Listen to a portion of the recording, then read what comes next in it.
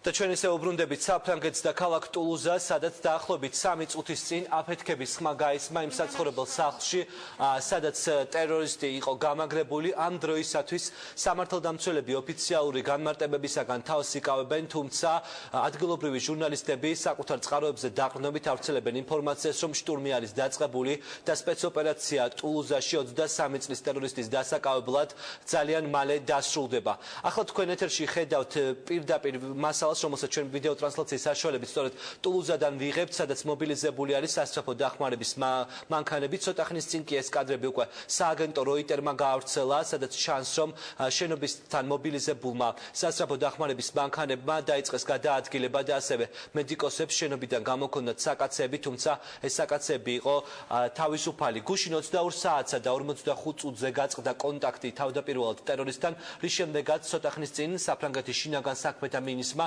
განცხადება გააკეთა და განმარტა, რომ შესაძლოა ტერორისტი ცოცხალი აღარ იყოს, რადგანაც გუშინ ფსიქოლოგიური იარაღის გამოყენების დროს, ეს არის ხელყუმბარა, რომელიც აფეთქების შედეგად გამოსცემს მხოლოდ ხმას, სროლის ხმა გაისმა საცხოვრებელი სახლიდან, სადაც ტერორისტი იყო გამაგრებული. ეს იყო ორი გასროლის ხმა, თუმცა საფრანგეთის შინაგან საქმეთა მინისტრი ამბობს, რომ მას არაფრის მტკიცება არ შეუძლია. დაახლოებით სპეცსამსახურის 300-მდე თანამშრომელი არის ამ დრომდე მობილიზებული ტულუზაში, იმ ტერიტორიაზე, სადაც ტერორისტი არის გამაგრებული. მერიის წარმომადგენლები კი აცხადებენ, რომ ოპერაცია დასასრულს უახლოეს მომავალში მიუახლოვდება. დღესაც გამოიყენა რამდენიმეჯერ პოლიციამ ფსიქოლოგიური იარაღი, თუმცა ჯერჯერობით უცნობი არის გამოიღო თუ არა შედეგი ამ ყველაფერმა. საფრანგეთის სამართალდამცველების განცხადებით, მათი მიზანი არის, რომ რეალურად ტერორისტის დაკავება მოხდეს ცოცხლად. ჩვენ ახლა პირდაპირ ეთერში ვთავთ ჩვენ სპეციალურ კორესპონდენტს ევროპაში, სოფო ზურაბიანს, რომელიც მოვლენების ეპიცენტრში მუშაობს. ის ჩვენ ტელეფონით დაგვიკავშირდება, თუმცა საშუალება გვექნება, რომ პირდაპირ ეთერის საშუალებით მივადევნოთ თვალი მოვლენებს თუ რა ხდება ამ დროისათვის ტულუზაში. სოფო, რა ინფორმაცია ვრცელდება შემთხვევის ადგილზე, რადგანაც მედია საშუალებები უკვე პირდაპირ იუწყებიან, რომ შტურმი არის დაწყებული. ჩვენ შეგვიძლია დავისტატუროთ ის, რაც ჩვენ თვითონ გავიზარდეთ დავიახეთ, ეს ხმები, გასროლის ხმები, მრავალჯერადი და ყველა მობილიზებული აქ ადგილზე, იმიტომ რომ ეს იყო ავტომატის ჯერი და იყო ძალიან ძლიერ გასროლა, შესაბამისად ეს არ გავდა აფეთქების ხმასაც, იმას ვარაუდებს, რომ სპეცოპერაცია შტურმი დაიწყო, თუმცა ჯერჯერობით ამას ოფიციალურად პოლიცია არ ადასტურებს. შეგახსენებთ, რომ გუშინაც გასწორდა ასეთი ინფორმაცია, მაგრამ სამაროდით არ გადასტურდა, რომ ჩაბარდა ტერორისტი. ახლა ნამდვილად ჩვენ შეგვიძლია დაგვიდასტუროთ, რომ გასროლის ხმები იყო მრავალჯერადი, ირგვლივ ყველა ელოდება ოფიციალურ ინფორმაციას. ცოცხალია თუ არა ტერორისტი, ჯერჯერობით უცნობია. მე ამ შეკითხვაზე პასუხი არ მაქვს. თავდაპირველად სოფო ვრცელდებოდა ინფორმაცია, რომ მთავარი მიზანი იყო სამართალდამცველების, რომ ტერორისტი დაეკავებინათ ცოცხლად. რის შემდეგ მიიღეს სამართალდამცველებმა გადაწყვეტილება, რომ შენობაზე მიეტანათ შტურმი?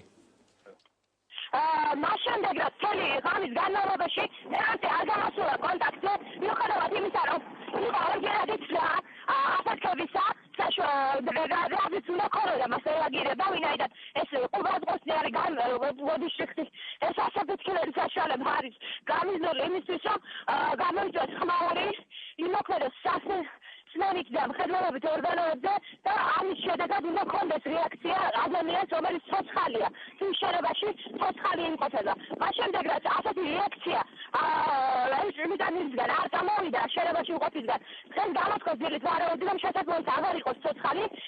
მე მოგიყევით, რომ ნახევარი საათის წინ ისევ გაიმეორეს სასიგნალოც და აფეთქება, რომ შეიკავეს ისევ არ იყო რეაქცია და ამის შემდეგ უკვე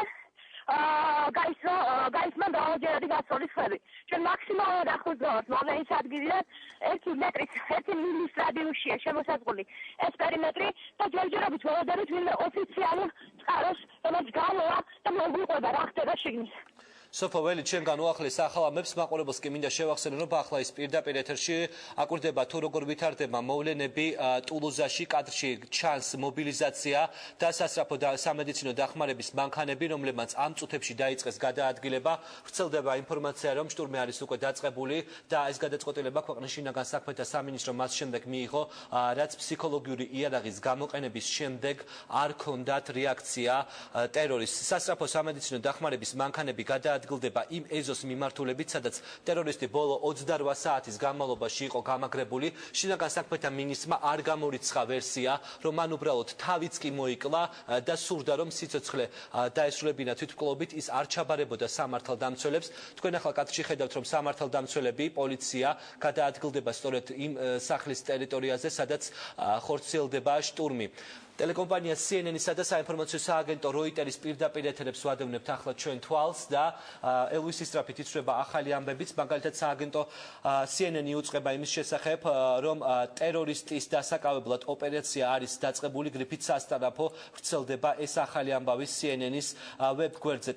საინფორმაციო სააგენტოები და ტელეკომპანია Al Jazeera კი ამ წუთებში წერენ, რომ რეალურად დაწყებული არის ოპერაცია, რომელიც ძალიან მალე დასრულდება, თუმცა ეს ყველაფერი არის ოფიციალურ სტრუქტურებში საკუთარ წყაროებზე დაყრდნობით და ეს ოფიციალური განცხადება ჯერჯერობით ქვეყნის ხელისუფლების წარმომადგენლებს